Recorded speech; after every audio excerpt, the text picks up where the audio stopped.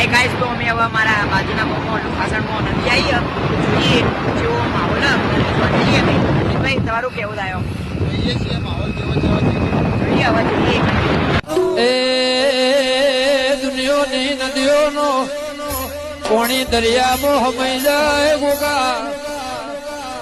એક જ નદી એવી જેનું પોણી નદીમાં હમાઈ જાય સિદ્ધપુર કુવારકા